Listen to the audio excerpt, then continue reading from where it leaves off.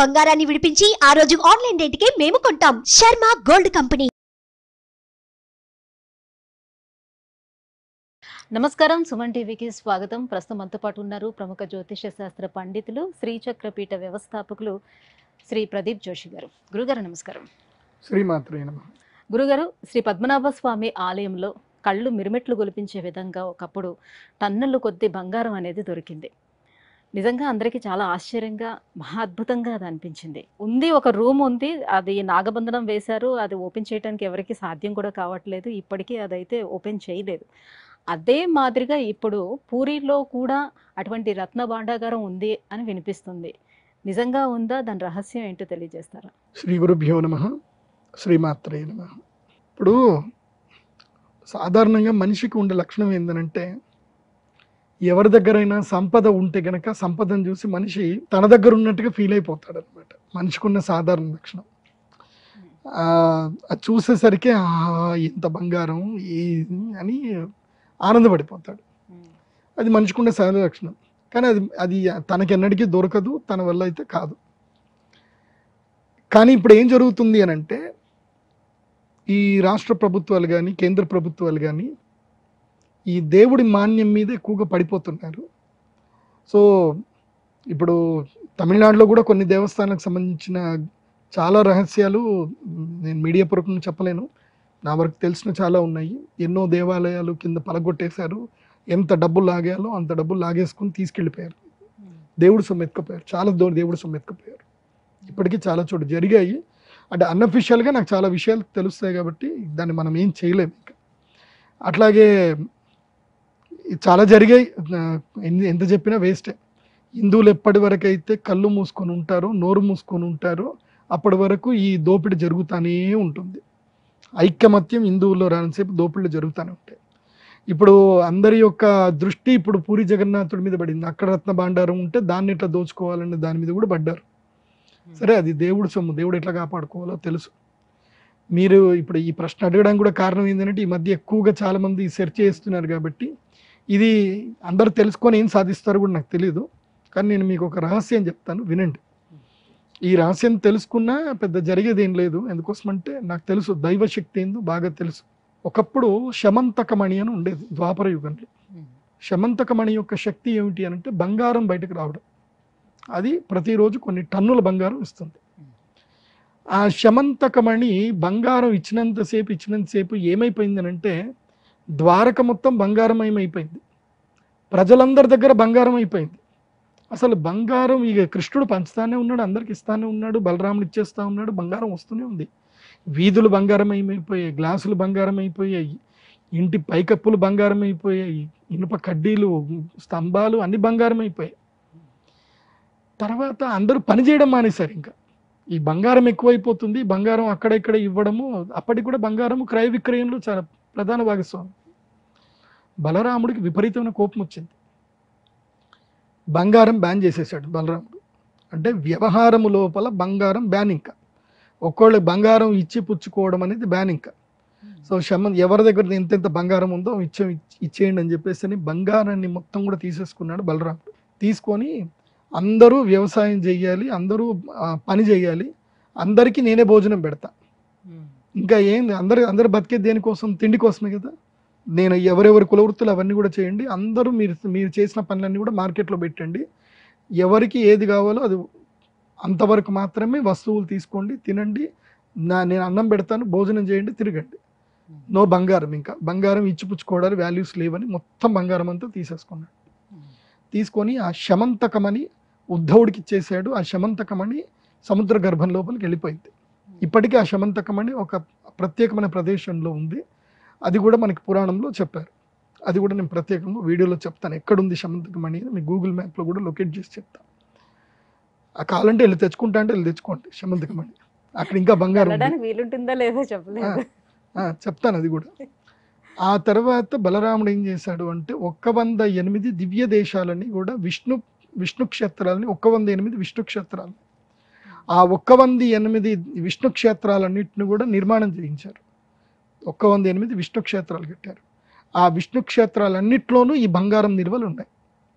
ఒక్క దగ్గర కాదు, పూరి అందుకే అయితే జగన్నాథుడే ఇప్పుడు కాదు, విష్ణు క్షేత్రాల్లో మాత్రమే లభ్యమవుతున్నది ఇది. ఉమ్, పూరి జగన్నాథుడే కాదు, అనంత పద్మనాభ స్వామి కాదు, 108 విష్ణు క్షేత్రాలన్నిట్లోనూ బంగారపు నిల్వలు ఉన్నాయి. కాకపోతే అవి ఎవరికి దొరకవు. ఎవరైతే దాన్ని పట్టుకోవడానికి వెళ్తారో వాళ్ళ చావు తథ్యం. చావు కావాలి అని అంటే దేవుడు మాన్యం కోసం వెళ్ళండి, బతకాలి అనుకుంటే దేవుడు మాన్యం జోలికి వెళ్ళకండి. ఎందుకోసం అంటే వాటన్నిటి కూడా బలరాముడే రక్ష. బలరాముడు అంటే ఎవరు? శేషదేవుడు. ఆ శేషదేవుడే రక్ష. అందుకే వీటన్నిటి కూడా సర్పబంధం వేసి ఉంచుతారు. ఎవరైతే ఆ సర్పబంధం తీయాలి అనుకుని ప్రయత్నం చేసి తమ స్వార్థ బుద్ధితోటి గనక ఆ యొక్క నిధి ఓపెన్ చేస్తే వాళ్ళకి చావు తథ్యము. అది గుర్తుపెట్టుకోండి. ఇక్కడ కూడా అలానే ఉందంటారా? ఇక్కడ పూరి కూడా జగన్నాథ ఈ టెంపుల్ 108 దివ్య దేశాలు, అన్నిట్లో ద్వారకాలోనూ ఉంది, పూరి జగన్నాథ్లోనూ ఉంది, తిరుపతి వెంకటేశ్వర స్వామి దగ్గర కూడా నిధి ఉంది, అక్కడ కూడా ఉంది. ఇవన్నీ కూడా ఆయా టెంపుల్లో ఆల్గారిథంలో ఆ రహస్యాలన్నీ కూడా చెప్పబడ్డాయి. అవి కేవలము అంటే అప్పటి రాజులు వాళ్ళకు ఉన్నటువంటి ఆ బంగారాన్ని అంతటిని తీసుకెళ్లి ఆ దేవాలయాల్లో పెట్టారు పెట్టారు. పెట్టారు అవన్నీ రహస్యబంధంగా పెట్టారు, సర్పబంధం చేసి పెట్టారు. అది ఒక కాలం వచ్చినప్పుడు మాత్రమే ఆ బంగారం బయటపడుతుంది. అప్పటి వరకు ఆ బంగారం బయటపడదు. ఎవరైనా ఆ బంగారం ముట్టడానికి పోయినా వాళ్ళకి చావు తథ్యం. సర్పదంశనం తప్పకుండా ఉంటుంది. సర్పము అంటే కేవలం పాము వచ్చి కుడుతుంది అనుకోకండి. చావు. కాలం అంటే ఏంది? చావు. కాలము సర్పము రెండు ఒకటే. కాలం ముందుకెళ్తుందా వెనక్కి ముందుకే వెళ్తుంది. పాము ఎప్పుడైనా వెనక్కి వెళ్ళడం చూసారా? సో పాము కూడా ముందుకే వెళ్తుంది. కాలమును సర్పము ఒకటే అంటారు, అదే కాల సర్పం. కాబట్టి ఇప్పటికి కూడా పూరి జగన్నాథ్లో అమోఘమైన రత్న భాండారాలు ఉన్నాయి. పూరి జగన్నాథ్ దగ్గర నుంచి వెళ్ళి అక్కడ ఇంకొన్ని దూరం లోపల అడవిలో అద్భుతమైన నిధి కూడా ఉంది. చాలా నిధులు ఉన్నాయి. ఇంకా శ్రీశైలంలో నిధులు ఉన్నాయి, తిరుమలలో నిధులు ఉన్నాయి, తర్వాత అహోబిలంలో కూడా నిధులు ఉన్నాయి. చాలా చోట్ల నిధులు ఉన్నాయి, కానీ అవి అందరికీ దొరకవు. నేను ఒకటే, నిధి కోసం ఎవడు వెళ్ళినా వాడికి చావు తథ్యం. నేను అబ్జర్వేషన్ చేసింది ఏంటంటే, నా జీవిత కాలంలో నేను ఎంతో రీసెర్చ్ చేశాను, ఎంతో మందితో తిరిగాను, అన్నీ చూశాను. నిధి కోసం వెళ్ళిన వ్యక్తి ఆ నిధిని పొందినా కానీ వాడికి జీవితంలో ఆయుష్ ఉండట్లేదు, ఆరోగ్యం ఉండట్లేదు. ఆ నిధి సంపాదించుకొని ఏం చేస్తాడు చెప్పండి? ఆ నిధిని ఎవడు ముట్టినా ఏదో ఒక రోగం వస్తుంది వాడికి. ఏం చేస్తాడు చెప్పండి ఆ నిధి తీసుకొని? ఇప్పుడు అనుభవించడానికి కావాల్సింది శరీరమే. శరీరమే సరిగ్గా లేదు, దాన్ని పెట్టుకొని ఏం చేస్తారు? ఏం చేయలేరు. ఇప్పటికీ కూడా పూరిలో కింద కూడా ఒక నగరం ఉంది అని మనకి పురాణాలు చెప్తున్నాయి. కానీ అనంత పద్మనాభ స్వామి టెంపుల్లో కొన్ని గదుల్లో ఉన్న మొత్తం అంతా తీసేశారు కదా బంగారం. లేదు, ఓన్లీ ఒక్క దగ్గర ఇంకా ఒక గది తీయలేదు. ఆ గది తీస్తే ఇంకా విలయమే ఉంటుంది. అది కాకుండా దానికన్నా ముందున్న కొన్ని గదుల నుంచి తీశారు కదా. తీసినా కానీ అవన్నీ ఆడిట్ చేసి మళ్ళీ అక్కడే పెట్టారు, ఏవి ముట్టలేదు. సుప్రీంకోర్టు ఆర్డర్స్ ఇచ్చారు కదా, కాబట్టి ఏవి ముట్టలేదు. దేవుడు ఎక్కడైనా, ఇప్పుడు ఒకటి గుర్తుపెట్టుకోండి అండి, నేను చాలామంది అనుకుంటారు నేను దేవుడి సొమ్ము ఈజీగా తినొచ్చు అనుకుంటారు. నేను జ్యోతిష్యం చూసి చూసి పండిపోయింది మైండ్ అంతా. ఎవడెవడికి ఏ టైంలో ఏ కర్మఫలం ఎలా కొట్టాలో తప్పని కొడుతుంది వాడికి. ఆ డబ్బు అసలు దేనికి పనిచేయదు, గుర్తుపెట్టుకోండి. దైవ బలం ముందు డబ్బు నథింగ్ అసలు. ఇలా అంతే. ఇప్పుడు చూడండి, సునామీ వచ్చింది, వరదలు వచ్చాయి, కొట్టుకుపోతున్నాయి. ఎవడు కాపాడుతున్నాడు? ఎక్కడ ఒక రోగం వచ్చింది, ఇంటి శరీరంలో ఒక చిన్న ఒక కణం పుట్టింది, క్యాన్సర్ కణం, ఎన్ని వేసుకున్న ప్రాణం కాపాడుతుందా? కాపాడదు కదా. డబ్బు ప్రాణాలను ఎప్పుడూ కాపాడదు. అందుకే కర్మఫలం చాలా ముఖ్యం, గుర్తుపెట్టుకోండి. దేవుడి సొమ్ము మీద ఎవరు ఆశ చూపించకండి. ఎక్కడ ఏది దొరికినా, ఇప్పుడు పూరి జగన్నాథ కాదు, ఇంకొన్ని రోజుల తర్వాత ద్వారకలో కూడా ఇంకోటి నిధి బయటపడుతుంది. దానికి కూడా ఒక ద్వారం ఉందని చెప్తారు, ద్వారకలో కూడా వస్తుంది. ఆ తర్వాత బృహదీశ్వర దేవాలయంలో కూడా వస్తుంది. చాలా దేవాలయాలు ఉన్నాయి. దైవానుగ్రహం ఏంటంటే, అమ్మ అనుగ్రహం వల్ల మేము ఎక్కడ పోయినా మాకు తెలిసిపోతూ ఉంటుంది, కానీ నవ్వి ఊరుకుంటాం అంతే. నాకు కానీ మా గురువు గారికి కానీ, చాలామంది మేము పండితులు ఉన్నాం, మాకు మొత్తం అన్నీ తెలుసు. వెళ్ళినప్పుడు ఇక్కడ నిధులు ఉంటాయి ఇంకొత అని తెలుస్తుంది, నవ్వి ఊరుకుంటాం అంతే. ఎందుకోసం అంటే దాని మీద ఆశ ఉంటే కదా. ఆశ ఉన్నోడికి దాని గురించి ప్రయత్నం చేస్తాడు, ఆశ లేనోడికి నవ్వుతాడు అంతే. అంతే కదా. సో ఎప్పుడైనా ఒకటి గుర్తుపెట్టుకోండి, పరసొమ్ము దైవ సొమ్ము. పరసొమ్ము మీద, వేరే వాళ్ళ మనుషుల సొమ్ము మీద మీరు ఆశపడ్డా దానికి చిన్న చిన్న శిక్షలు ఉంటాయి, కానీ దేవుడి సొమ్ము మీద ఆశపడితే వంశాలు వంశాలు కొట్టుకుపోతాయి. జన్మ జన్మాంతరాలు ఆ దుఃఖం అనుభవించాలి.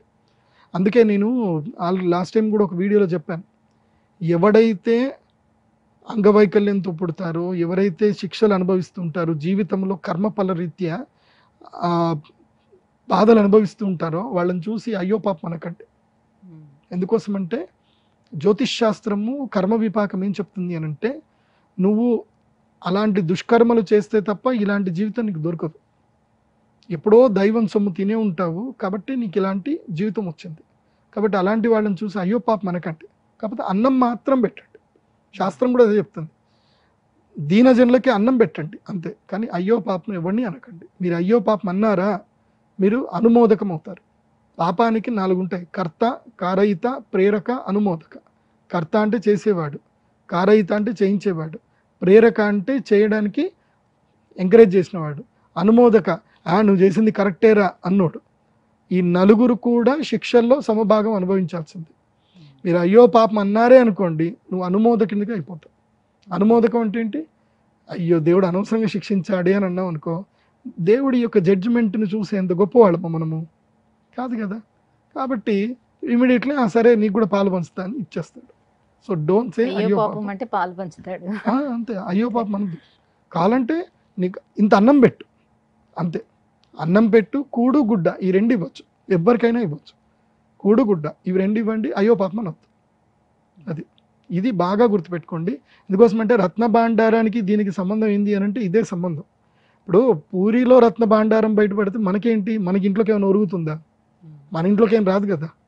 మన ఇంట్లోకి వస్తుందేమో అన్నంత ఫీలింగ్, వా దేవుడి దగ్గర ఇంత బంగారం ఉంది. కానీ కలియుగ సమాప్తి గురించి చెప్తాను, చాలా భయంకరంగా ఉంటుంది. టైం వచ్చినప్పుడు చెప్తాను ఆ విషయం కూడా వినండి.